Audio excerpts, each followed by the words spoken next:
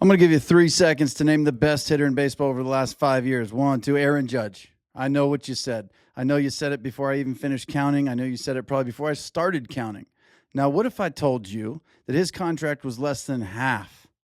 Less than half. He's making less than half the money of Juan Soto. And what if I told you this was all the result of a perfect storm between Shohei Ohtani and the richest owner at MLB? Because it is, and I'm going to explain to you right now. This is a Hold My Ball podcast. Let's talk about it.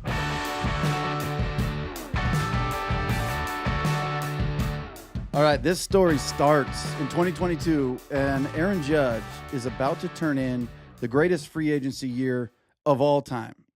Of all time.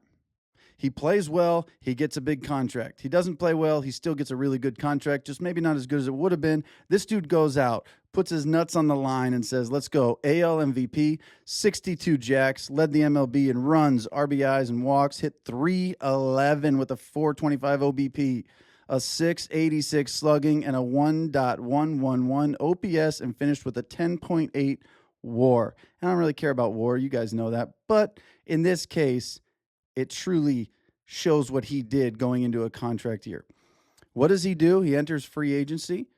He signs with the Yankees for 9 years, $360 million, which at the time seemed like a pretty good deal. However, this is the greatest hitter that we've ever seen, possibly right-handed. I know there's a lot of people out there that look at different things, but if you look at a lot of stats and numbers on that whole thing, he's literally like only behind like Roger Hornsby or something who played 100 years ago.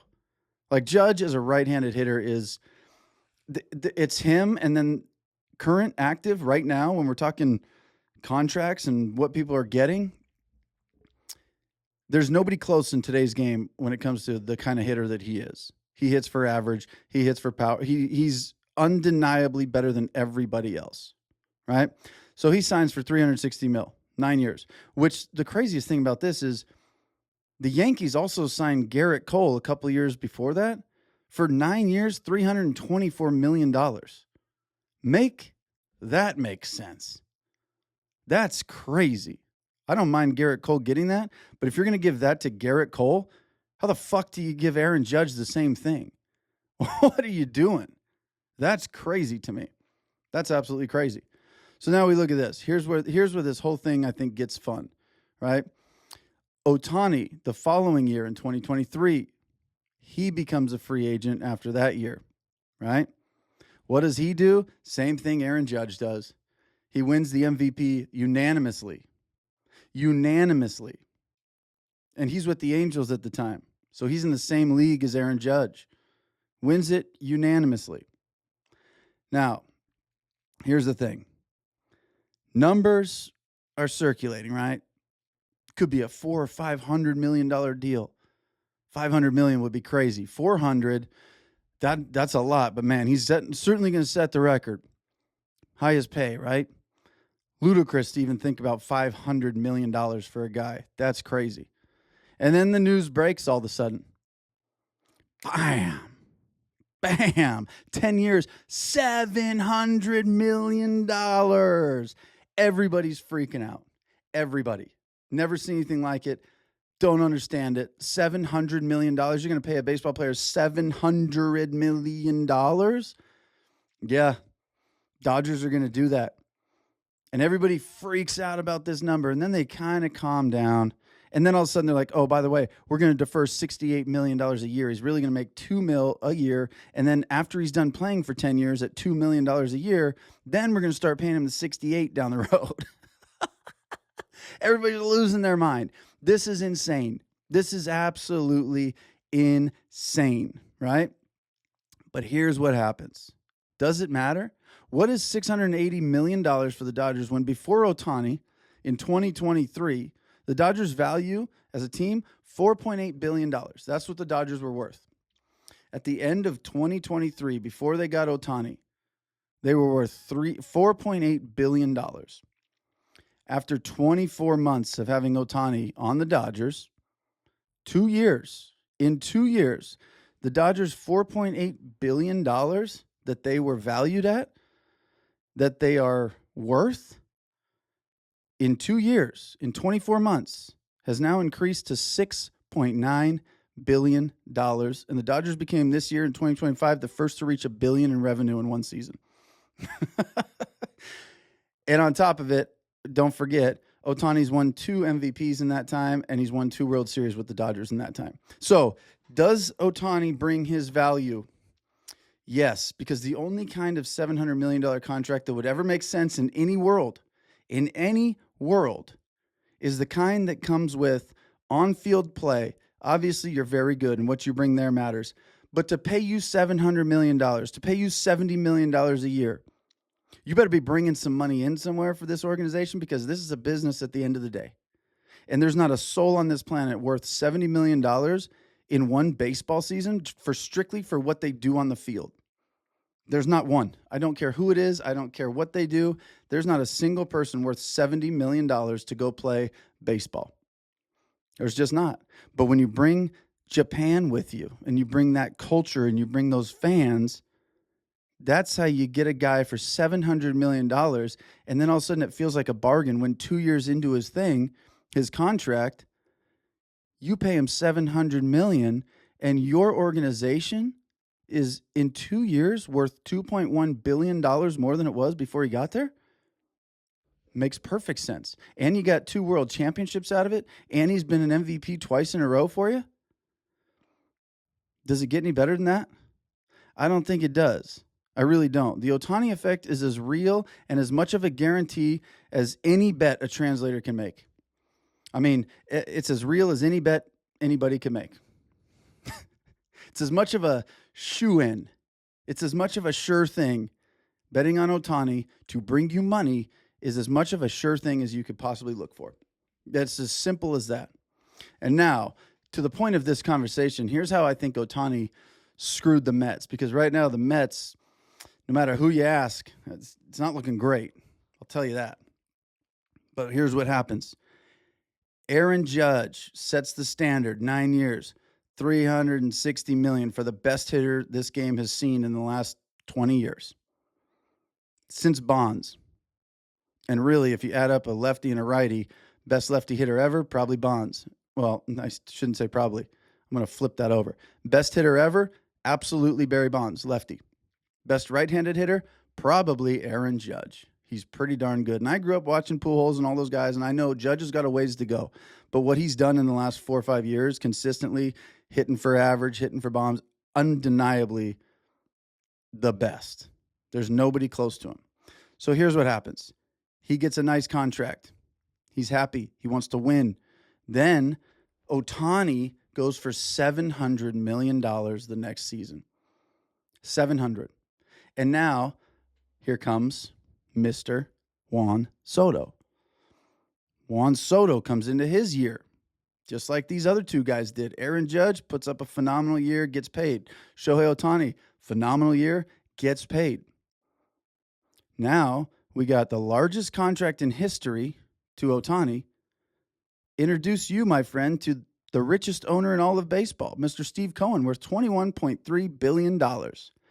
Now you throw in the Yankees, Juan Soto, and the Yankees part is important because they're from New York, and Steve Cohen owns the New York Mets.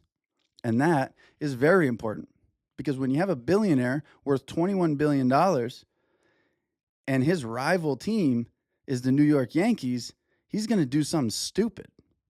And I'm going to tell you what happens. Yankees, Juan Soto comes off the same year as Judge and Ohtani, an incredible free agency campaign. He dominated. He absolutely dominated. He looked like he was going to be worth every penny of whatever he signs for. Problem with Juan Soto is he doesn't care about anybody else. He cares about himself. He was 19 years old, won his first World Series, got it, said, I'm good. I got that for my legacy.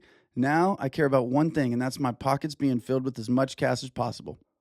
He went from the Nationals to the Padres, from the Padres to the Yankees, from the Yankees to the Mets. All 3 stops, all those stops in between were just 1 year, let me go get mine and let me make as much money as possible in this game. Can't fault him for it. Don't mind. But that guy and Ohtani and Steve Cohen It's the perfect storm. It's the perfect storm for the other team from New York and their richest owner in baseball. This is like destiny. So Juan Soto won a World Series in 2019. Good. Got mine. Let me go get paid. Here's the thing. Juan Soto, as I said earlier, Shohei Ohtani is the only guy that makes sense for a $700 million contract. Juan Soto, on the other hand, he's from the Dominican Republic.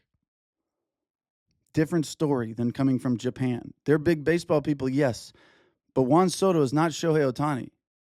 And fans in the Dominican are not nearly as loyal or willing or able, truthfully, to spend the money to support their superstars as the Japanese culture is. That's just the bottom line. So you're not getting the extra money from Juan Soto outside of the game. So whatever you're about to pay this dude, you're about to pay him to strictly play baseball. That's it. That's all you're doing. And what do the Mets do? What does Steve Cohen do? What does the richest owner in the MLB do? He looks at the Yankees. He looks at his own team. He says, I'm a 21.9 billionaire. I'm going to get him no matter what. And Shohei Ohtani just got paid $700 million. And Juan Soto and his agent, Scott Boras, are over here saying, we want the largest AAV ever. We want the most money ever. Okay, yeah, sure. He's worth whatever Ohtani was worth, right? No, hell no. What do they give him? They give him 15 years, which is comical. 15 years, $765 million contract. That's going to take him, listen close, through the 2039 season.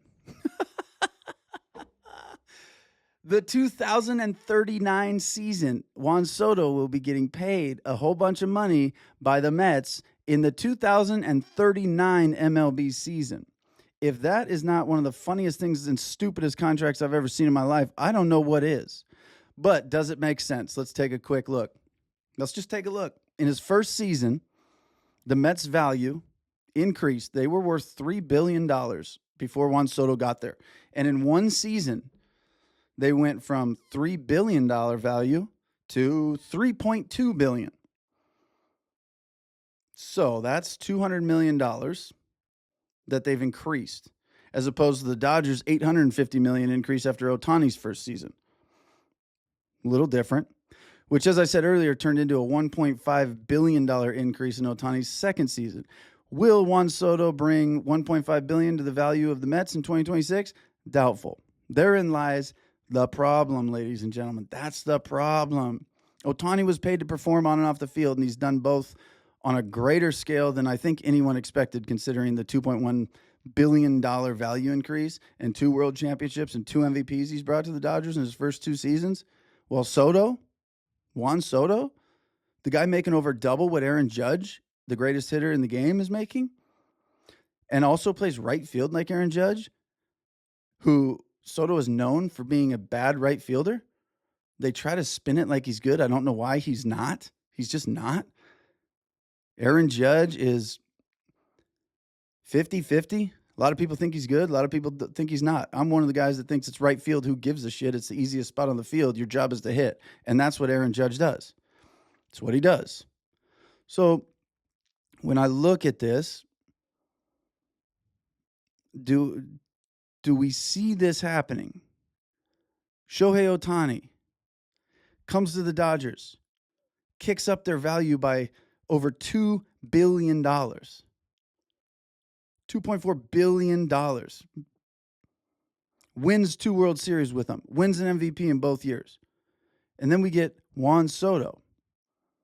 What does he do? He goes to the Mets. He gets paid $76 million. He defers none of it because he doesn't care about building a team. He doesn't care about the bankroll. He cares about his. He doesn't defer any so we can get some better players and do all that. No, not me. Give me my pay. For 15 years, I want it all right now. Let's do that. So they do. What do? They miss playoffs in what is arguably probably the worst disappointment in Mets baseball recent history of what's expected out of a season and then what comes out of the season. This has to be one of the worst. Now, after the Dodgers, here's where things get fun. After the Dodgers won the World Series in Ohtani's first season, They follow it up by that offseason. They sign, they had Yamamoto. They signed Blake Snell. They signed Tyler Glasnow. They signed Roki Sasaki. They take Tanner Scott, among a few other guys. It wasn't fair. People said, what the fuck? What's happening? How's this possible? They're ruining baseball, which is hilarious. But what do? They go back to back, right? They go back to back. And the reason these players all went there because they wanted to play for the Dodgers. They wanted to play for them. This offseason, Dodgers pick up Edwin Diaz from the Mets. What do you know? 3 years, $69 million. The Mets told Diaz, hey, whatever they offer, we'll offer more. We'll make a better offer. We'll match it or do it better. You've been here 6-7 years. Like, you're our guy. Whatever they offer, come tell us, and I'll counter it. Cohen will counter it. He gets that 3 years, $69 million, and just doesn't even go back to the Mets to tell him. He just says, I'm in. Sign me up. I want out of New York. I want out of New York. Because that's what the Dodgers have built right now. They pull the best closer in the game away from his team, and he doesn't even go back to him and push the money issue. The Dodgers have reached a point where they can get the best players for less because they're attractive from top to bottom, and the best players want to be there. It's the result of building something over the last 10 years that has been capped off by the arrival of Ohtani and the stars to follow, mixed with the best front office and staff leadership in the game, if you ask me. And I don't even think it's close. I think the Dodgers are setting the standard of what Major League Baseball needs to be in order to be successful moving forward. I just think everybody's looking at them going, yeah, that sucks for us, but they're doing a really good job everywhere. How do we compete? Let's find a way to compete. That was a pretty good first off season for the Dodgers when they had Ohtani. They built a super team. What the Mets do? What have the Mets done so far? This right now, we currently just finished winter meetings. We're looking at what's happening. How'd the Mets' first offseason go after signing Soto go? Ask a Mets fan. They'll tell you as soon as they're done burning their Mets gear in the fire pit. As soon as they're done doing that, they'll tell you, not great, not good. You know what I mean? First, we got Simeon, an aging infielder coming off a terrible year. Then they signed Polanco. They signed Polanco to what it sounds like. I mean, I love that guy, but he's an infielder, and they may use him as a DH/first baseman, which he's played a grand total of 1 inning in his career. That's what they're going to do. And then you're like, why first base? Why would they put him there? That's Polar Pete's position. Correct. For the Orioles. That's because the Mets just let him go. Fan favorite. Everybody loves him. Surely they will hate us if we let him go. Don't care. See you later, Pete. Have fun over there in Baltimore. Don't even make an attempt to keep him. And Pete was out last year. He was already out last offseason when they decided we're going to go all in on Juan Soto and we'll put Pete on the back burner. And then at the very end of the year, we'll see if nobody's taking him, we'll just get him for cheap or whatever his contract currently is, another year, see what happens. Pete said, I'm out. I've given you guys everything. You treat me like this, I'm out. And he played another year and got out the first chance he could. He's going to Baltimore, which I really like over there for him. Now, they also lose their best closer in Edwin Diaz. We just talked about it. It's crazy. Now, the Mets, by all viewpoints, no matter who you are in a terrible position. This has been a horrible start to the offseason. Do I think Cohen has plans for them? Yes, I do. Do I think he's going to get guys that make everybody go, oh, yeah, okay, cool. We're good. Let's do it. I do. But do I think the Mets are smart? Absolutely not. I do not think the Mets are a smart team. Watching them sign Juan Soto for $765 million immediately told me all I need to know about the Mets. And what do you know? You got Francisco Lindor. You hear the stories. Padres, they didn't really get along with Soto much. Machado, not so much. Tatis, wasn't a big clubhouse guy. They didn't really love him there. Goes to New York, gets to the offseason. Few weeks in, Yankees, no, haven't talked to Juan Soto. Haven't heard from him. Don't care to reach out to him. The judge, the captain, no, I haven't talked to him. Don't really care if he comes back. That was the sentiment. You didn't learn anything from that, Mets. Now what happens? He spends one season there. He comes in and actively just tells everybody, hey, look, not a big clubhouse guy, not a big hangout and party and do all that stuff with everybody. I'm not really trying to like be here more than I want to be. I'm trying to be here. I'm trying to get my work in. I'm trying to win. I'm trying to play well. And I'm trying to get out of here and go hang with my family. Don't expect me to just be around in this clubhouse all the time if I don't have to. Those are the reports. I'm not going to say that's true or false, but those are the reports. And it sounds pretty accurate to me. That's the guy you're paying $765 million to. You pay $700 to Ohtani, and look what happens. People want to be there because he's the man, and he's on and off the field. He's this personality that's larger than life, and he's respective of everybody. He seems to be an amazing teammate, a guy you want to play with. $700, $700 million, worth it on the field, worth it off the field. Worth it from a winning standpoint, building this culture standpoint, and worth it from a financial standpoint, business-wise, off the field. Juan Soto getting paid more than Ohtani, $765 million. In my opinion, I'll tell you what, if you are a guy that gets paid $765 million, you're a guy that is obligated to build the culture, be in there. 15 years, you're the team. Be in that clubhouse. Guide the young guys. You are a young guy that can relate to these young guys because you were doing what they were doing before when you were 19. How valuable are you to a 22, 23-year-old when you're 27 and you can go, hey, man, look, I was there. I know how it is. Let's talk. Just be around. Be the guy. $706 million. A team has to have an identity. It has to have a culture. When I think right now of teams that I like that have good culture, that you can look at them and go, yeah, this is who they are. I think of the Tigers. I think of the Blue Jays. I think of like the Mariners. You could see what they were all about in the playoffs. I think of the Dodgers, obviously, who doesn't? Cleveland, the Brewers. Those teams knew who they were. They knew what they were building.